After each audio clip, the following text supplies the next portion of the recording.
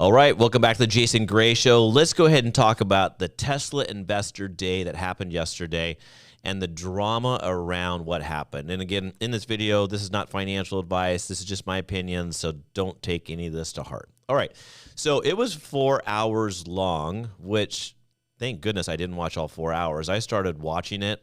I had a couple appointments I had to do. Then I just ended up watching the highlights. One of my favorite parts is there were a bunch of YouTubers and Sandy Monroe and Corey doing some questions and answers after the event, which was fabulous. I think I got way more information out of that than even some of the highlights. So let's talk about some of the stuff. I think if Tesla is able to scale what they're talking about, this company is a multi-trillion dollar company. I mean, the things that they are talking about were ridiculous. And I know everyone wanted to see like the new model of a car, or like when are they exactly going to release the Tesla truck. Trust me, I'm on the list. I want the Tesla truck released. But again, we have to be patient. This was about, I think, talking about here's Elon, here's his management team, and each one of the management team had their opportunity to speak. And what it does is it creates, I think, for me as an investor, that there are people in place that are competent. They have a really clear vision. They're all about Tesla, right? They're all about the team. They're all about working together, not individually, but together as a team to make things happen. And they have a unique way of doing things, which you don't see with other companies. As you know, and as well as I know, that Tesla is just not a car company, right? Everyone treats them like a car company, but they're a technology company. They're an energy company. They're a robotic company. They're a king of manufacturing company. I mean, they can scale like nothing else. One of the greatest parts of this presentation is how they're going to put cars together today versus how cars are put together currently. And they're way above and beyond everyone else. They got their gigacastings, and this is not including just how far they're ahead on just that technology piece. They're going to now redesign how to put a car together. And what it's creating is, in the video, it sort of showed here's a 15-foot car that you normally have to come in and out. So you would assemble the car, paint the car, take the doors off, put the stuff in, put the doors back on. There were so many back and forth opportunities of working on the car that it created a big problem. So what they're going to do is they're going to separate the car into a couple different sections: the back section, the forward section, the sides, and then the battery pack going up. So if you watch the video, you can sort of see the battery pack coming up already has the seats in place. The back section already has the back seat in place. The front section already has the other section in place, and then everything pops up with the drivetrain, and it comes together, glass on top, it's done. So it's only one time in and out, and they're done with that car. And it's sort of funny to sort of watch the video and say, this is total common sense. And the OEMs that manufacture cars are looking at the video going, wow, these guys are way above and beyond us. Now, when does this happen? I don't think this way of producing cars doesn't happen for about 2 more years. The other thing is the OEMs are so far behind Tesla. It's shocking. Even through this whole, video, again, now we're back just talking vehicles again. I know that's not right, but just talking about just how far ahead they are, it's just crazy.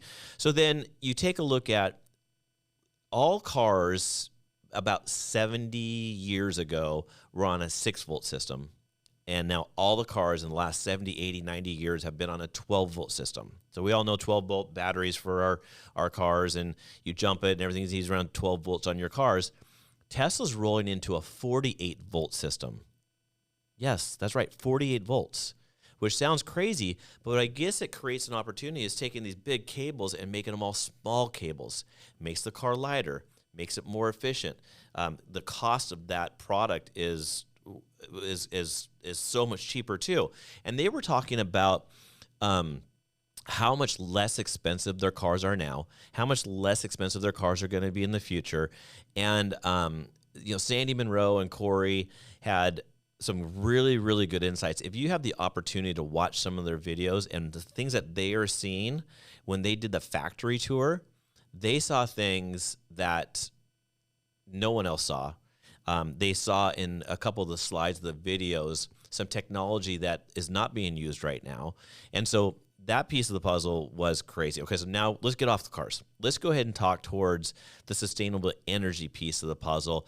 And they want to technically take, solar energy, and really what the big thing is megapacks. And what megapacks are these big shipping containers, batteries with technology in them. And so you look at solar farms, wind farms, they need to store that energy somewhere. And so if you have these mega packs going on, they think they can actually get to a point in time where you can control energy throughout the whole world through these mega packs. Have a huge solar towns way out in the country, away from everything else.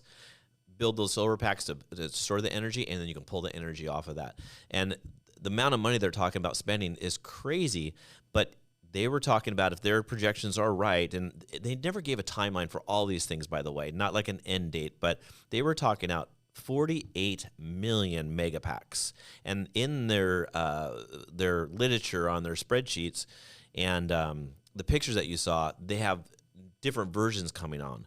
And so that was pretty intriguing. And then they go into the robotics of the robots that they're coming on. Now, when they did the